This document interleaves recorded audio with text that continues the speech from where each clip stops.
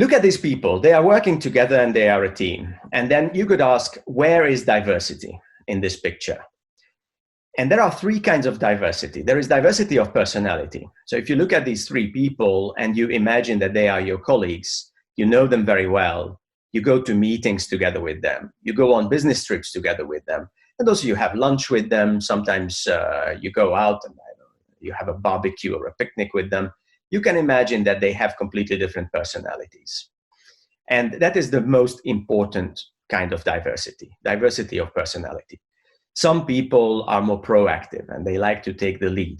Some people are more responsive. They like to observe, find out what other people need, and follow their needs, fulfill their needs.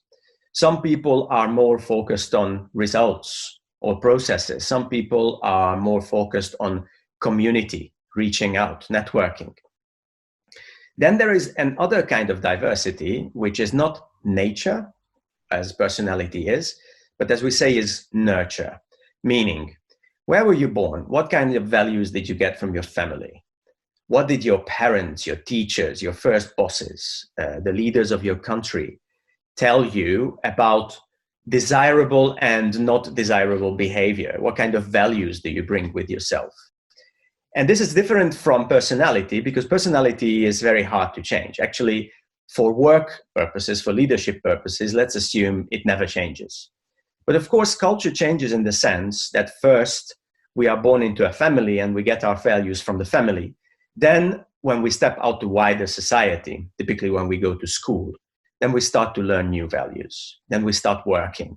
We again change our values a little bit. Then we become seniors, our values change again.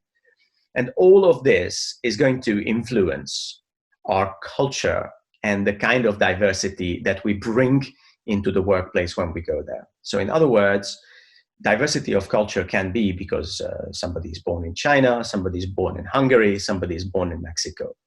It can also be the kind of diversity that makes people who, let's say, come from a military family different from people who come from an artist family. And then finally, we have diversity of skills. And specifically because this is a leadership webinar, let's think about different functional areas, or if you want, even different departments in a company.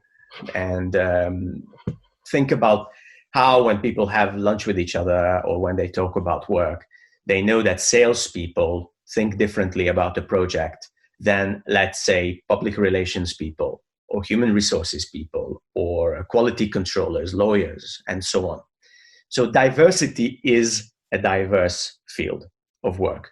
All of this plays into our hands when we want to improve diversity, but also it causes problems when we are dealing with a low level of diversity.